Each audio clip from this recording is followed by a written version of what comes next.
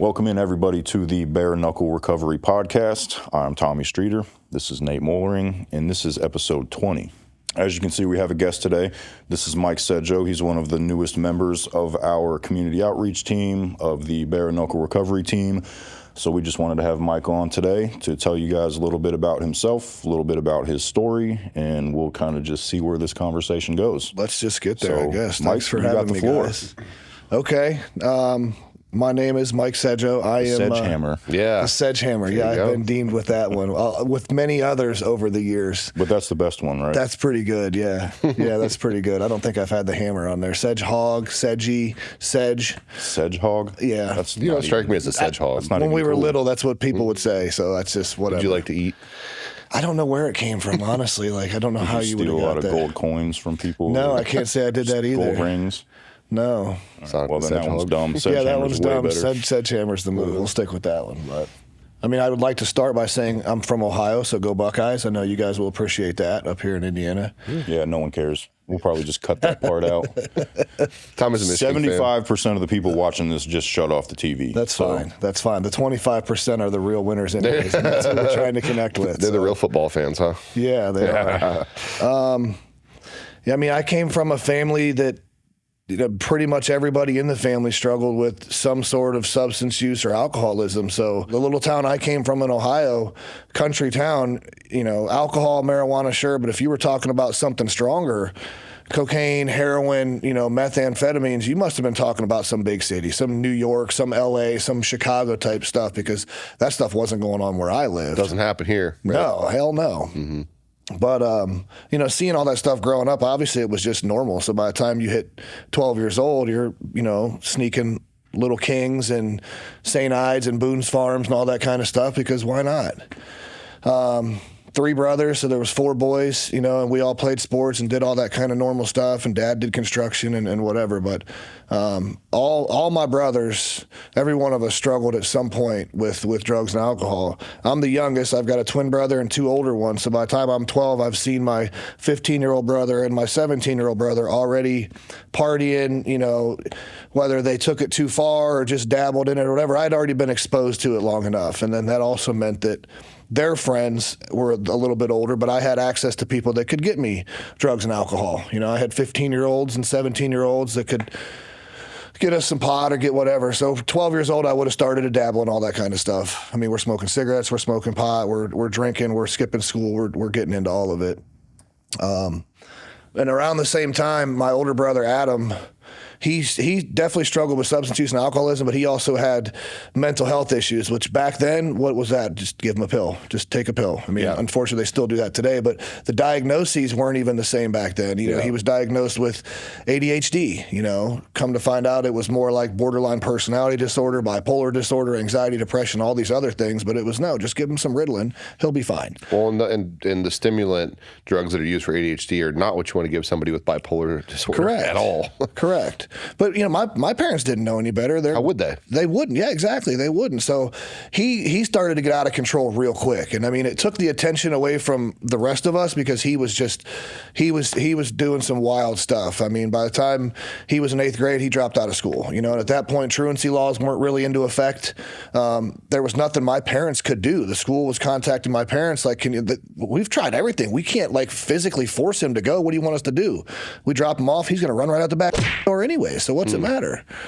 So he had dropped out of school in 8th grade at 15 years old. And like that, if I'm still 12 years old, not really understanding what that's going to do to his life or what that means, or are my parents good parents? Are they doing it? I don't know what the hell's happening, but he's wild.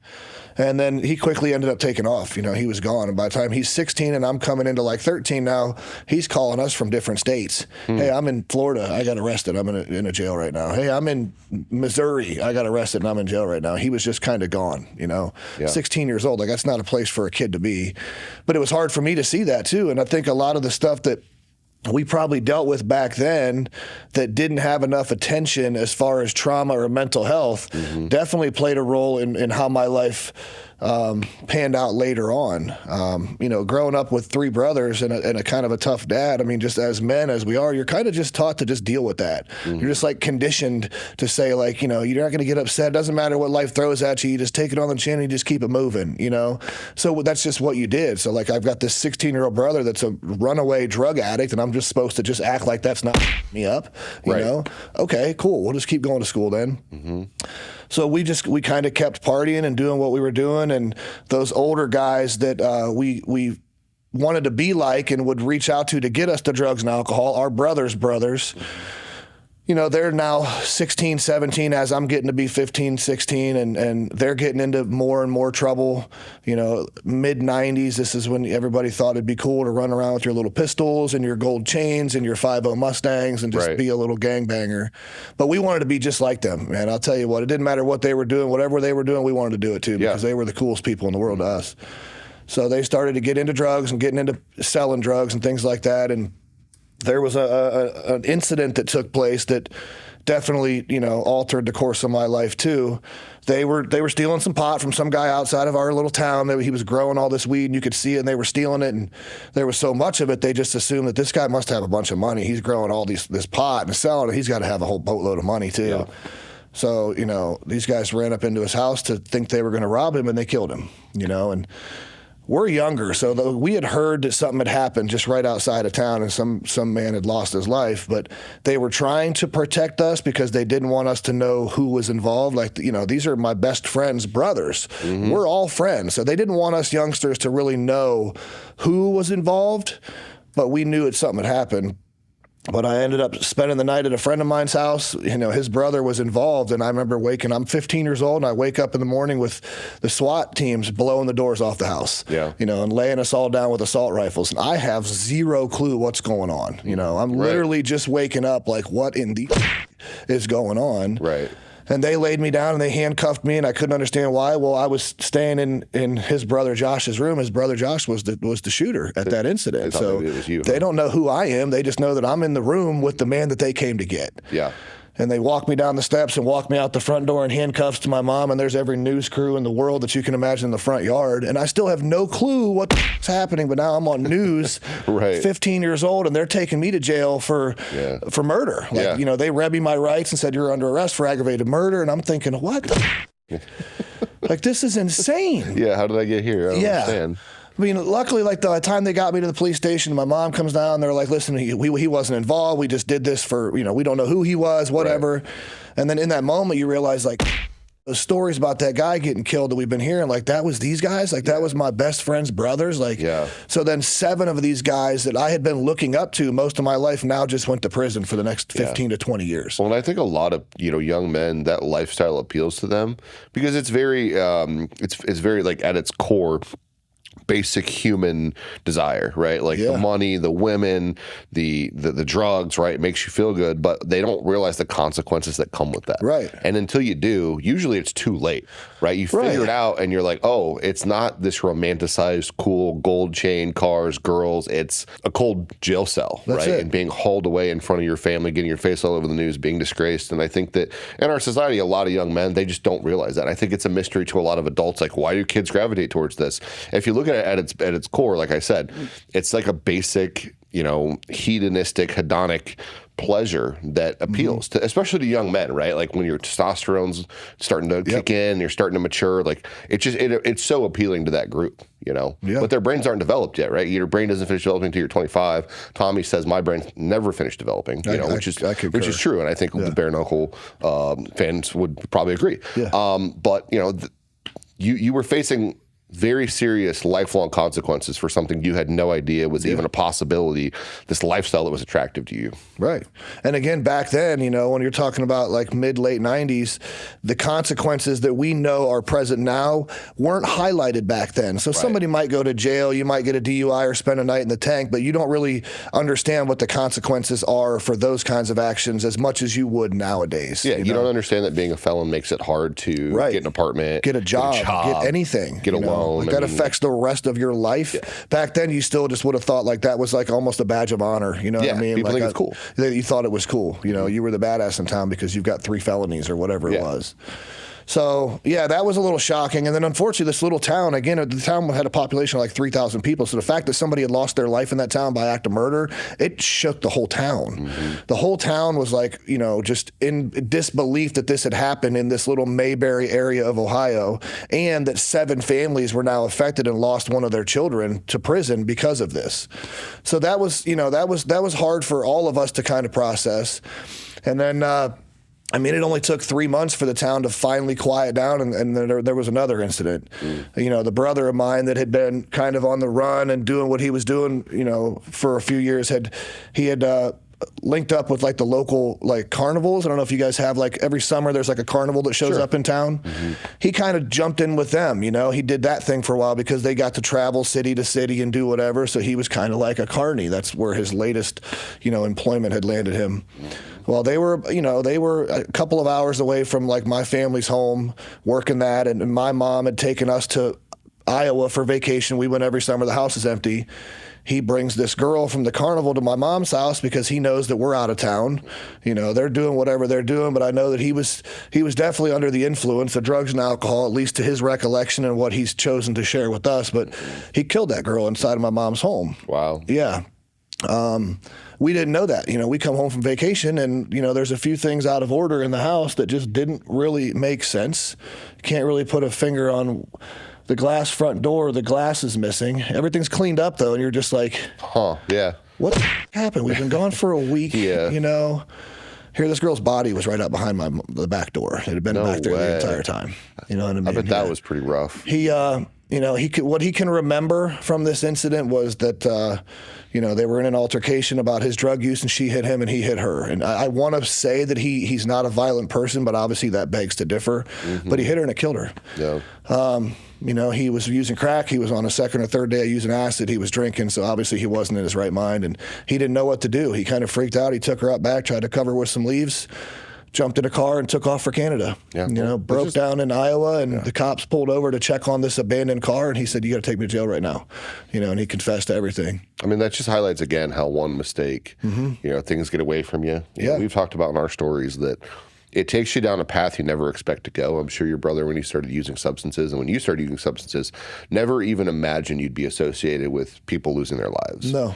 And I think a lot of people don't. Or committing crimes like that. You just don't realize it. And I think that's one thing we always try to highlight to people, because we want people to obviously, if you're making mistakes, it's never too late to turn it around.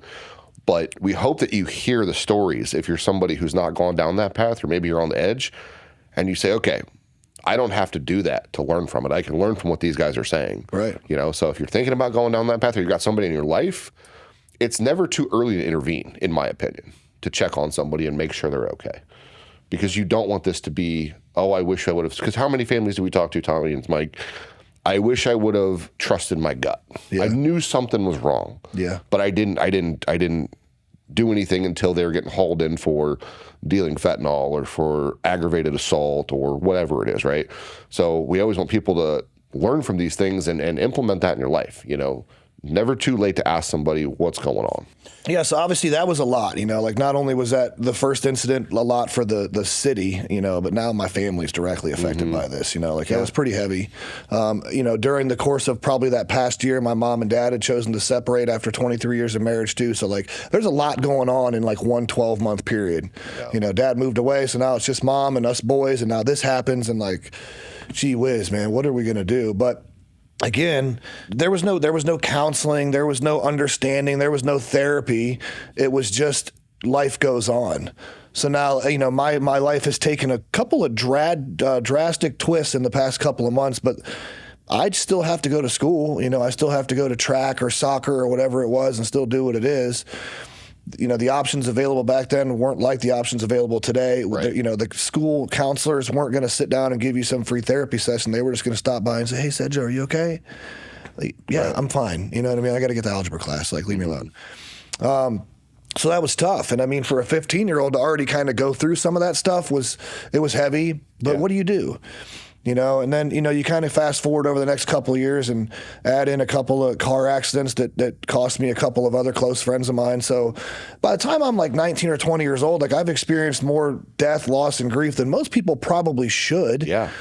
but it's unaddressed. It's unaddressed trauma. It's unaddressed mental health. It's definitely affecting me, but life goes on. So at about 20 years old, that's when, again, I have a twin brother. I think I mentioned that at the beginning, but, we kind of grew up identical twins and going through all these things together. But at around the age of 20 is when we kind of decided that we were going to head in different directions. I found a girl, she got pregnant with my son. So I went like the family white picket fence route. He found Oxycontin. He ended up moving out to Kansas with my dad in late 90s, early 2000s are when that stuff really started to make the scene. Right. Hadn't made it to Ohio yet, maybe, but not my town, but in Kansas it was. So I'm raising a family, and he's raising a full-blown opiate addiction. Mm-hmm. He came back a couple years later, strung out. And again, I didn't know what that was. I didn't know what addiction was. I didn't understand how anybody could be controlled by a substance or a beverage. My dad was an alcoholic, but to me, it wasn't like he had to have alcohol because he had withdrawals or he couldn't function. It was just like he just likes to drink. That's what he does. That was my idea of what an alcoholic is, or what alcoholism is. He just drinks every day, but not because he needs to or he has to. He just wants to. Again, I was just my own ignorance and not understanding. But so my brother comes back addicted to opiates. I don't understand. Like, just stop. Like, you can just not do them anymore. No, you can't. It's not that easy. So over the next couple of years, I'm raising my son and I'm trying to clean my twin brother up. He's homeless. I'll take him in and clean him up, stay with me for a few months. He goes back out. I bring him back in and clean him up. And it was the most frustrating thing ever to me because I just didn't understand, why can't you just stop? You've been to jail 16 times. You're homeless. Like, you're living on the streets. You've got only the clothes on your back. You don't even have like an extra set of drawers with you. You can't just stop doing it? Like, what is really going on? And then probably around 2005 is when they started to make it to my town. And, a couple of buddies that had those bad car accidents or motorcycle, whatever, they were prescribed Oxycontins and Percocets. Of course, yeah. Yeah, and, like, we started to dabble into them. In the beginning, it was like, hey, you do a little bit on a Friday and you can drink an extra six-pack, or you do a little bit on a Saturday and you'll have some extra energy, or the party just lasts a little longer, and that's all it was. And that went on for a while, just like once, twice a week here and there. And then eventually you realize that if you had a rough hangover and you take one in the morning, you're going to feel a little better. Right. So now it's Friday night, Saturday night, Sunday morning. Yeah. And then Monday morning when you had a long weekend from partying and you got to go to work, it's not going to hurt to take a perk. You got stuff to do, right? It'll help you get stuff done. Right. Yeah, I got to mow the yard. I'll just pop another perk. Yeah. And I think that went on for about 2 years before I realized one day that I couldn't sleep. And my legs are kicking, and my lower back's hurting, and I have no idea what's going on. And I said something to my buddy, and he said, "You're withdrawing." And I'm like, "What?" I don't even know what that is. Like, can't be though. Like, you can't be. Yeah, I don't abuse these things. Like, this is recreational. It's no more than the pot I smoke or the beer I drink. Like, no.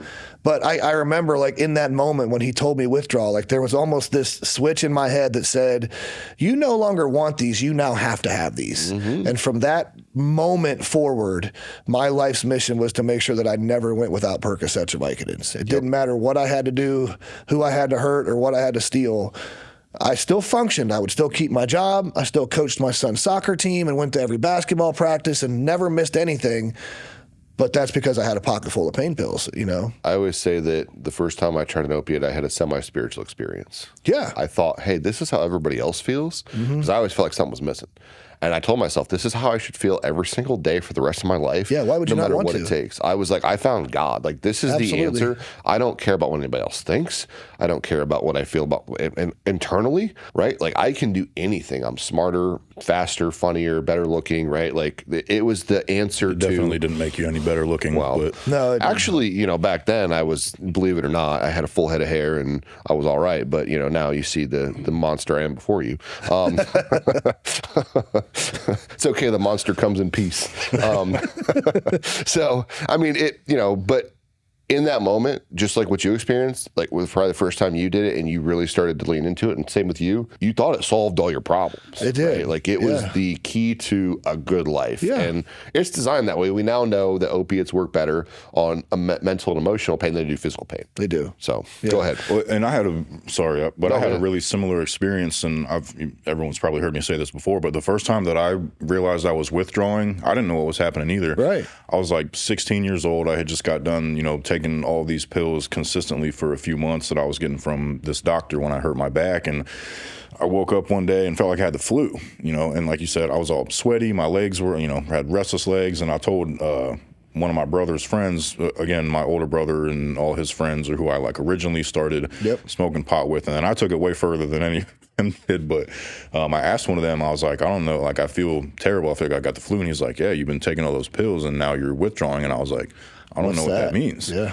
I was like, what should I do? And he was like, I don't know. Take pills. Some more. Yeah. And I was like, all right. So that's when I started buying them off the street. But yeah, I had no idea. No clue. Just did not understand. And again, like the education, what recovery, what addiction, that still wasn't a thing. There wasn't other people that had been through this before. There wasn't other people going to treatment. There wasn't other people overcoming addiction that could have been like, hey, all I had was other people that were, doing this with me that had probably experienced these symptoms sooner than I, that was like, that's what it is, because I started getting them a year ago. And the idea that oxy was harmful wasn't out there yet. Right. For a lot of people. Correct. Like it was still a wonder drug. 100%. And even when that started to come out, Purdue Pharma launched a campaign to basically say, like, these drug addicts are ruining it for everybody else. Yeah. And honestly, if you, Yeah. I mean, that's basically what they said. They went after people and they say, the drug addicts are abusing it. We need to crack down. We need to put them in jail. And then they came up with the idea of pseudo addiction, which is basically if you have a patient who appears like they're addicted, if they're drug seeking in nature, at least you think they are, that just means they're in pain. They need more pills. Give them more. Right. Yeah, so that just continued to flood the market. So, I mean, you kind of came up in the perfect, I did. like in the Oxycontin era where like it was set up. It was a trap that was set for you, and you fell right into it. I did, yeah. Came up on like the back end of it. Yeah. It was still there a little bit when we were just starting out. But Yeah, I mean, it was well established. It was bad, but Tommy and I are a little slow. We're slow learners. So, So yeah, obviously like that lasted for, a while. I mean, once I realized that it was I needed to have these. One, I always worked like physical jobs. All I've ever known was like construction. So like, even though I knew that I was now addicted to these, I still know that like, yeah, but it took away all the pain in my body. It didn't matter how hard that day was, throwing shingles, like I don't hurt anymore. you rationalize it. And then I'm also thinking about all that stuff that I've been through from a kid that like it slowed them racing thought. Like at this point, like I don't even care if I'm addicted. Like it's worth it. My life is better on these. Even if I'm robbing and stealing, my life is still better when I have these than it is without them. So It's your medication, you believe. yeah, Self-medicating. Yeah, half of my brain manufactures trash and the other half buys it. You know what I mean? I like that. That's pretty good. That's basically what it is. That's a Mike Sedjo original right there. Yeah, and that's what I did every day. I would justify and convince myself of why this all made sense. Oh, you didn't pay the rent, but still it made sense that I needed Percocets before I paid the rent. So, as we know, like this disease is progressive. So like I maintained that for some length of time, but it continued to get worse and worse and worse. how old are you now? At this point, like when it first got bad, my son's mother and I had separated. So my son's about 5 years old and I'm 24, 25. Like that's when I realized like I'm addicted. And how old are you now? I'm 41 now. I feel like you were just taking a shot that the viewers don't really need to know that. No. He looks younger. You look younger than both of us. You do. Absolutely. I think it was the opiates. I think he probably dyes his beard a little bit. I don't. So again, at this point, I'm roughly 25. My son's mother and I have separated. My son's 5 years old.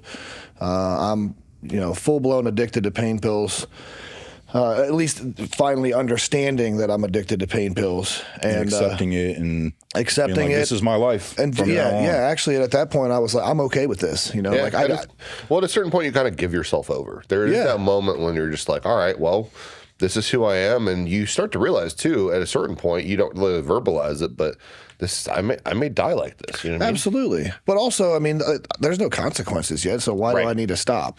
I've missed a bill here or there, but I still got a job, a house, a car, all these things. Like, so why would I want to stop? The physical withdrawal is never really seen as a consequence because it's to get rid of that. Just another pill. Take a pill. Yeah. So, the one day a week that it took me a little bit of extra time to get pills and I had to struggle through the withdrawals for a couple hours, that was a fair trade-off. It wasn't that serious.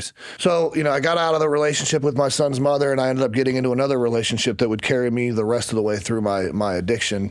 She was somebody that also, was using pain pills, so we were using together. But again, over the course of it was probably the next 8 years. progressively got worse. The pain pills are only doing so much, and eventually you get into like harder substances. I'm still justifying in my brain that I'm not like a full-blown drug addict because I'm using pharmaceutical drugs. Like these are from a doctor, Well, and you're working. Right? I'm working, I'm doing all of that. Yeah. So I'm not like buying stuff necessarily off the streets. I'm not panhandling and hitting the corner to, so I'm trying to convince myself this is still acceptable behavior. But we got to the point where the perks weren't getting it. Now you're getting into morphines, you're getting into Opanas, you're getting into fentanyl patches, is the strongest stuff that you can get. And that, that happened over the course of about 8 years. And I always, would convince myself too that I was father of the year, Again, that was one half manufacturing and the other half buying it. I mean, I made sure that my son always had everything. He always had the biggest television in his room and the PlayStation and the bike, everything. I'm killing this dad game. And in reality, once I got clean and looked back, I didn't do any of that like for him. I did that because that would keep him busy while I sat in my bedroom and sniffed pills. Right. It wasn't about making sure he had the coolest stuff. It was about making sure that he was distracted. That's all I cared about. But I never saw that in the moment. I definitely put him in some situations that he shouldn't have been in. And, I tried to protect him and believe that I was doing right, but I'd be lying if I said that he didn't ride with me to go cop pills a few times, or I didn't let people into my home that probably shouldn't have been in my home when my son was home. And you can make an amends and stuff like that, but I can't change the way that probably affected him growing up. Yeah. So, now we're, if we fast forward 8 years later, I'm 31, 32, somewhere around there. My twin brother is on a 12-year heroin addiction. He started on oxys and went straight to heroin. And I was the biggest hypocrite, too. Like, I was a snob drug addict because I'm, like, judging my brother because he's buying illegal drugs. He's buying heroin. He's using needles. I'm like telling him what a junkie loser he is, belittling him while I'm over here crushing Percocets on the side of my dresser. I think that's really common, though. Well, I was going to say, I used to have this thought process that I was better than other people. At first I didn't use a needle, right? And then eventually I started using a needle. But, I remember one time somebody was begging me for some of my heroin. And they said, please, I'm sick. And I said, man, how could you let it get so bad that you get dope sick, man? Like, why would you let yourself get physically dependent? Like, you're an idiot. And I firmly believed that. No, I really did. Like, I thought I was better than this guy. And I always did, too. And I had the same kind of complex you did, where there was one point where I was in college, playing college football. I had a job and I had an internship. And I was sitting there high on heroin, smoking weed with my friends, thinking, this is the life, man. Yeah, like I have everything in place that I'm supposed to have, and I thought I was like juggling all this stuff, right, and keeping it in the air. Really, it was all about to come crashing down. I didn't have anything under control, but I was like, dude, I handle my business and I get high. Like, I thought it was cool at one point that I was like doing heroin and pills, and that I was like able to keep all this stuff going. Like, I thought I was cooler than everybody else. Absolutely. Really, I didn't know the joke was on me, right? It was all going to come crashing down. I wasn't going to have any of it. But at that time, you can't see it. No, and you do. Not. You look down on these people. I remember what you were saying about your son. There's a very vivid memory that stands out to me. I was at a drug house, and it was actually on the northwest side of Fort Wayne, in a very nice neighborhood. There was this young man lived with his father, and he sold a lot of heroin, right? And he was very unsuspecting, the skinny white kid. They never thought that he was a heroin dealer, right? So he got away with a lot of stuff. There was a time we were there buying dope and shooting up, and this couple came, and they brought a baby in a baby carrier, literally. And while we were doing heroin, they just turned the baby carrier toward the wall. It. And at the time, like, it bothered me, but really not until I got sober was I really like, man. That's good parenting. Well, and on my end, too, though, like, I contributed to that child's trauma. Like, and at the time you don't think about it, you're like, oh, the kid didn't see anything. It's an infant. He's not going to remember. But like, you start forming memories and you start forming trauma responses the second you're born. Yeah. Whether we remember why or not. So I can relate, not because I had a child. I didn't have a child, but I remember judging those people thinking, if I had a baby, I would never bring it in here. Right. The only reason I didn't have a baby with me when I was buying drugs is because I didn't get a girl pregnant. That's it. Right? Otherwise, let's be honest. I wasn't above it. I thought I was above. I'll never use a needle. I'll never steal from my family. All the that I would never do. Did it all. Yeah. What I think is crazy that both of you had your lives somewhat together. Like, you had a job, you were, taking care of your kid, you had a relationship, you were in college, like, you had an internship, you had a job, you were playing football. I never had anything together. From the time I started getting high when I was like 13 years old, like that was it. It was over from there. Like I didn't go to college. I never could hold down a job. I never had my own place. I never had anything of my own. Anything that I did have was something that my parents bought for me. Like the clothes that I had when I got sober, which wasn't very many, those weren't even mine. So it's just, I don't know. To me, it's just crazy that you guys were able to maintain that for a short period of time. Very short period. The way that you did. Yeah. For me, it was like, I never had any of that. And I think a lot of it too was when I was young and my brother did what he did at 15. When I was 15, like I wanted to be better than that for my mom's sake. You know what I mean? He had already put her through enough. Like I need to be somewhat responsible. I don't need to, run away or be homeless or whatever. So that probably carried me into my early 20s. And then when my twin brother decided to jump straight on heroin, I wanted to be the responsible one. Again, I'm just trying to be a step above these guys. I don't want all of my mom's kids to turn out this way and put her through everything. That's what my brother thought. He's like, I got to do better than Tommy. Maybe. But he was always the more responsible. It really wasn't that hard to be better than my brothers if you look at what they were doing, though. All I had to do was keep a job and I was winning in life. I was the star child. Let's see. Now... we're 31, we're 32. I'm full-blown addicted, and now there's my brother's addicted. He's back in Ohio now, still strung out on heroin. I'm judging him while I'm doing perks, but now there's some things going on inside of my home. Like all that outside facade that I had presented to the world was slowly starting to cave in on me. Like I couldn't keep up these outward appearances much longer. I just couldn't. People were starting to get hip. Things weren't starting to add up. I'm missing work. I'm missing bills. I'm not looking very healthy. And then there was some things going on inside of my home with my relationship, and we had been together for 6-7 years. At this point, there was some infidelity.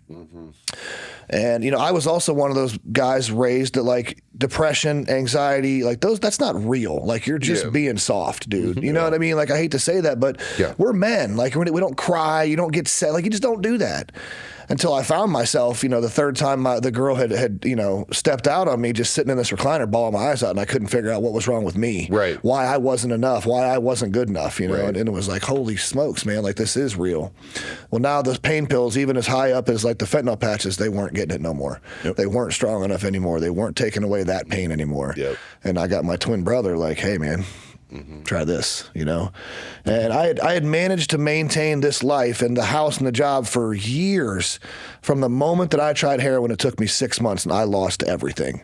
Within 6 months, I lost my cars, I lost my home, I lost my son, I lost my job, I lost my friends, and I'm living in the back of a $250 Toyota Celica, driving up and down 77, stealing from Lowe's, Best Buys, Targets, anything that I can. Absolutely. And the goal for the day was to come up with as much money as it took for me and her to stay well, and then also if I could scrape together $36 for that nasty motel room so I didn't have to sleep in the car. Absolutely. And it happened so fast. Oh, yeah. I mean, when I got on the heroin for probably a month, I'm not going to say that I maintained, but I still kept the appearances, and then my son's mother could tell something's off. Like he's never missed a practice, a soccer game, a basketball game in his life, and now all of a sudden he's missing some things. He doesn't seem right. He doesn't sound good. He doesn't look good. And she called me and she said, Michael, I don't know what's going on. And she's not in recovery. She doesn't know anything about addiction. She said, I don't know what's going on, but I don't think you're doing well, and I don't think it's good for you to be around our son right now. And I know one of the hardest decisions I made was to agree with her. And you're absolutely right. I knew where I was heading. You know what I mean? So she stopped letting me see my son. But as a guy with one child, and it's my baby boy, like that's my motivation. That's my reason to live. And you just took that. I'm on a suicide mission now. Like I don't care what happens to me. You took my son. So obviously, like the drug addiction, I'm fully consumed, and now I'm anything I can get my hands on. Whatever you got, let's try it. My drug of choice was definitely more at that point. I think it's important to highlight like something you just said, that for any fathers out there that are struggling, that think that their kid is better off without them. What would you say about that? I mean, I don't think that they're ever going to be better off without him. I think they're, a child needs his father, and as we get further into this story, he was 12 years old when she stopped letting me see him, and I didn't get to see him again until he was 17. So the most important time of his life, when he needed me to teach him how to be a man, I wasn't there. Right. You know what I mean? I didn't get to teach him how to do that stuff. When I stopped talking to him, we were watching SpongeBob together. When I talked to him again, his voice is deep and he's saying, "What's up, Dad?" Like what happened to my baby boy? I was gone. I didn't. So I can never get that time back. I've got a new daughter now, and I hope that she never has to see me high, and that I can be present for her in those times. But your kids are always going to be better off with you. So don't give up, right? Never give up. No, never give up. Hopefully you've got supportive family that can help you get to the place that you need to be, healthy and clean for your children, but they need you more than you'll ever realize. Absolutely. Regardless of where you're at in life or what path you're on, to think that they're better off without you, that's just that your brain's feeding you. Right. It really is. Whether you're mom or dad. Yeah, mom or dad, it doesn't matter. Your kids need you. And you know, no matter what you've done, no matter how absent you've been up to this point or anything, you've traumatized them, it's never too late to turn it around. Right. And to come back and do better. So I just wanted to pause real quick and recognize that, because I know there's people watching, listening, who may be going through that, or even if there's somebody watching, listening who know somebody who's going through that. Like, it's important that you tell that person, like, hey, it's okay. Your kid still needs you. Yeah. Don't give up. Yeah, absolutely. No matter what you've done, don't give up, because you, like you said, you came back to your son's life, and I'm sure now that probably means the world to him. It does. You know? Yeah, it absolutely does. Well, so since we paused real quick, we might as well use this opportunity to take a real quick break, and when we come back, we'll just get back into it. Yeah. All right, welcome back, everybody. Before we took a break, Mike was talking about how he was about 31, 32 years old, and he had just basically agreed with his son's mother that he was probably better off not in his son's life anymore. Right. We talked about how that wasn't necessarily true, but let's get back into it. Yeah, so at this point, you know, I'm full-blown heroin addicted. I'm homeless. The girl that I'm with, we're using each other to come up with any scheme that we can every single day. Living in the crummy motels in Canton, Ohio, you know, robbing, stealing, doing whatever we need to do. And this lasted at least 2 years, 2.5 years. Obviously, like, everybody kind of knows what that looks like. You know, a lot of loss in those 2 years too. The people that you meet, a lot of Narcan administered in that 2-year period. Went to jail a handful of times. What year was this? 2014.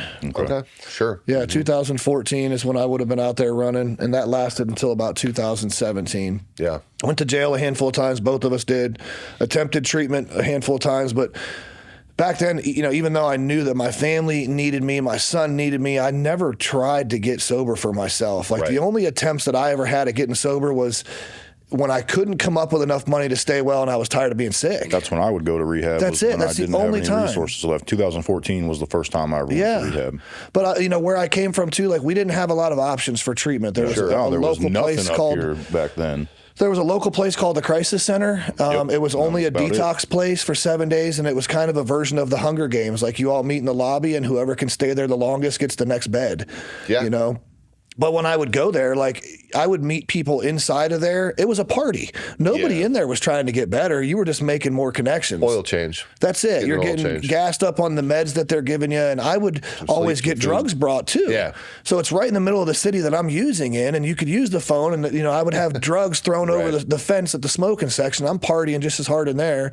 Or the next time I would try it because I had just burned one of the plugs that I was afraid of. You know what I mean? I need to hide for a week. Yeah. Those were the reasons that I would attempt to get sober. And of course, all these case managers would come in like, hey, you need to look at long-term options. You need to look at sober living. You need to look at, no, I'm good. Yeah.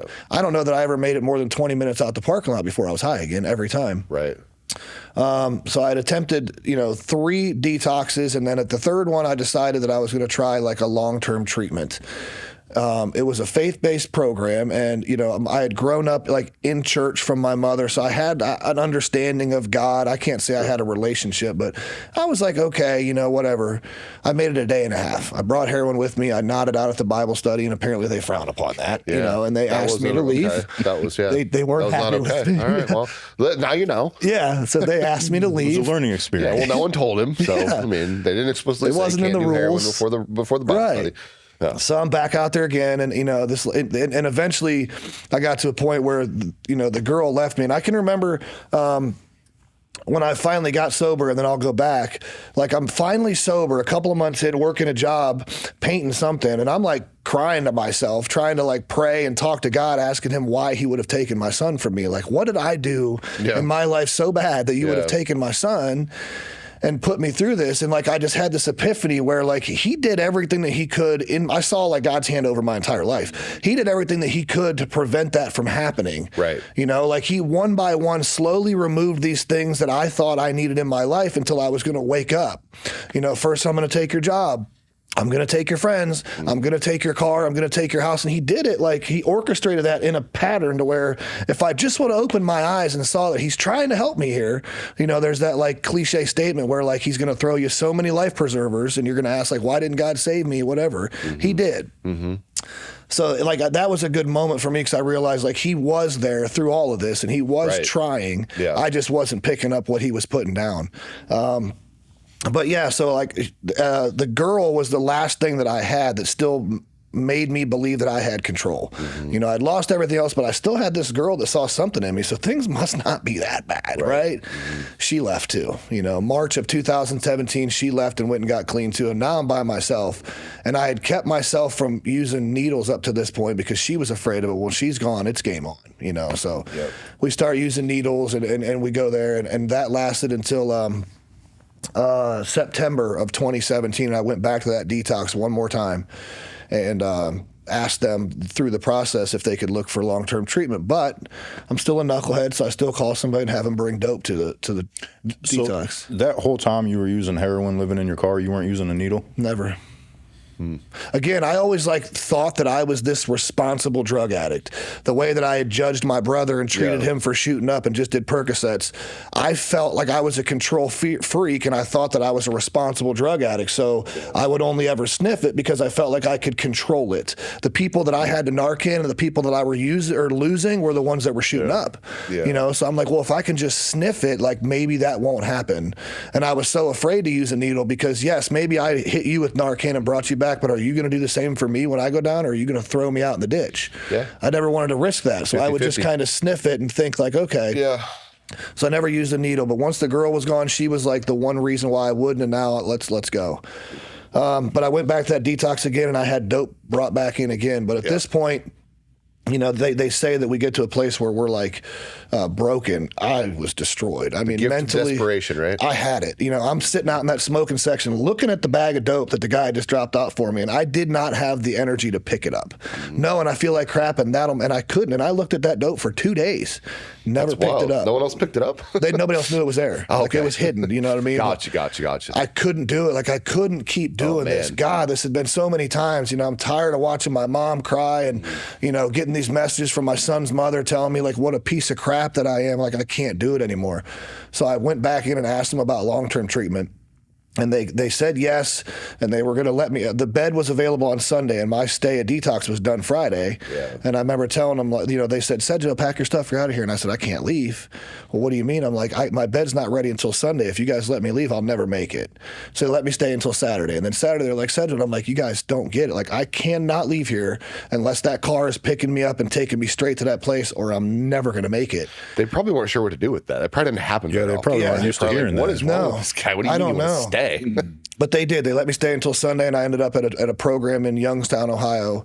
And it was a faith-based program, which, again, I knew God but didn't have a relationship. But if they had told me it was faith-based, I wouldn't have went. Sure. But I landed there, and the owner was a person in recovery, and he's a pastor. And I'm like, oh, man, like here we go with like Joel Osteen or whatever this is going to be. But he gets out, he's got this flat bill and Vans, and he's tatted up. And I'm like, okay, hold on a minute. You know what I mean? He's all right, maybe. Yeah, and he's a recovering heroin addict, and now he's preaching the word of God. And I'm like, I'll give this dude a chance. Like, why not? And he just presented it in a way to me that was different for the first time. Because, like, my idea of being a Christian was like what we picture as a Jehovah's Witness. Like, you got to have this white buttoned-up shirt, this name tag, and you carry a Bible with you everywhere you go. And I'm like, that was never for me. You know, and he kind of showed me a different way. But I was one of the first 5 people at that program when it first opened. Killed the program, loved the program, you know, had, you know, the full spiritual experience, was able to pour into newcomers as they were coming in, and I just fell in love with the process. Fast forward 6 months, I completed the program, was one of the first people to complete it, and he asked me to stay on and be like a house manager. Cool. Relocated the program into West Virginia, opened up a second house. I'm running both these houses. Things are going great. We've got 27 guys between these 2 houses. Things are working out. The owner, the pastor, the guy that helped me get sober relapses. Oh, my gosh. Yeah. And like all the money that we're making through this program that we use to support the program, he's taken. He's feeding his addiction. And these guys are all looking at me like, what do we do? And I'm like, I got 10 months sober. Like, I don't have a car, a driver's license. Like, he pays me a few $100 a week. What do you mean? What? I don't know. Like, I got $80 in my bank account and I'm hungry. Like, I'm going back to Canton. I'm sober now, and I'm going to go find my son, and things are going to be okay. And I'm sorry that you guys came in here a little later than me, and you've only got 30 days, but you'll be fine. Yeah, you'll make it. But I like something in me, like I couldn't do that. And I remember like that was the first time that I had like this kind of audible conversation with God, and I know that sounds a little whatever, but like I'm going back to Canton, and I can like, he's telling me like, no, you're not. Like, I need you here. I'm thinking like, I'm sober for the first time in how many years. I need to go back to Canton and see my son, but I wasn't ready to see my son yet. And he's telling me like, I've got something here for you. It's going to take a lot longer to see, but like, I need you here. Whatever that, it was like an intuition, like that gut feeling. I knew I couldn't leave. So I'm like, well, it's like the story of Jonah almost. Yeah. So what are we going to do? So I reached out to some of the families of the guys in the houses, and we raised $1,000. I put it for a deposit on a sober house, and I met with all these guys and was like, hey man, listen, I don't have anything to offer you guys. We've got no car, we've got no money, we've got nothing, but I just got this house. And if you guys want to continue this journey, we can do it down here. And 16 of them came with me, and we started Reckless Recovery. Yeah, it was pretty cool. The other guys, like, they saw him fall and thought, if he can't stay sober, how am I going to stay sober? And unfortunately, a lot of guys left, chose to go a different route, whatever. And, slowly and surely, I got some of these guys jobs, and it turned into like a real thing. It was really cool. We had 72 guys that came through that house over the course of about 2.5 years. Oh. Unfortunately, when COVID came, it really affected our ability to keep these guys employed and help them further their recovery because, unfortunately, some of the baggage and the wreckage of our past that we have to clean up is financial. And if these guys can't work, how are they ever going to get their license back? How are they going to pay that back child support or get into an apartment of their own? So 2021, I had to close that down, but that had set me on like the trajectory that I'm on today. Like it had introduced me to a lot of people. We were able to reach a lot of people. We started a platform through Facebook, and we did something similar to this, and we were reaching a lot of people. And through that, a lot of people that wanted to come to my home also needed like inpatient services. So that's how I was able to connect with people like you guys. Yeah. Like these guys are going to need to come off of the dope before they can come to my house. And that kind of led me into the journey of working in the treatment industry. And, it's been, God willing, I'll have 7 years this October. Awesome. So it's been a pretty wild ride. Probably 2 years ago, after 5 years, I received the first message from my son. I had sent letters, I had sent birthday cards, I had sent all that, but like couldn't promise that his mom was giving them to him or that he was receiving any of them. And he had sent me a message, pretty sure it was like through Instagram, and it was just, hey, I'm proud of you. You know what I mean? Like I'm glad that you found a way to get out of this, and I hope that you can continue on this journey. And it was one of those moments where like I was probably the best message you ever received on social media. It was fantastic, It's amazing. And then it's taken time since then. Now he's 19 years old, so he's a grown man, and I'd like to think that he's been able to learn from what he saw me going through because he doesn't make the same choices that I have any longer. And I mean, I'm fortunate that like I was able to take that burden on before he had to walk through that too, because they talk about like generational curses and how we have to break them. My grandfather wasn't able to, my father wasn't able to. I'm hopeful that I was able to. Obviously, it's still his life, his choice, but at this point, he's doing fantastic.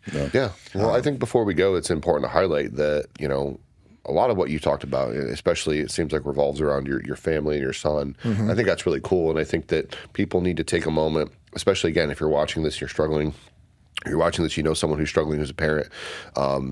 Cycle breaking is so important. It is. Like, and one of the things I think is important too is, you're sitting there, why did God do all this to me? Someone once said to me, and this was actually a different circumstance, but it applies.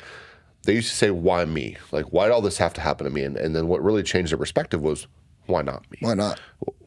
Why would I be special? That I'm spared pain and suffering, right? So I think that's important for people to realize, like, why not you? It happens to a lot of people, and it's okay. But through your story, hopefully they see redemption's possible. It's possible no matter what you're going through, what you've done, that you can be a cycle breaker, right? And that you can be restored with your children, and you can be the parent that God created you to be, right? It's in all of us, but it just takes some work. And I think that's really cool that we could find that in your story. I think it's super important because Tommy and I aren't parents, probably thankfully, but I mean, you're a parent, and I think it's awesome that you have a recovery story that involves your son, and it's really awesome too that now you have a daughter, a baby, 5-year-old daughter, and that's really cool. Yeah. Yep. Yeah. Thanks. All right. Well, that's going to do it for part 2 of episode 20. So, Mike, thank you very much for joining us. Thanks for having me, guys. And thank you guys for watching. We'll see you next time.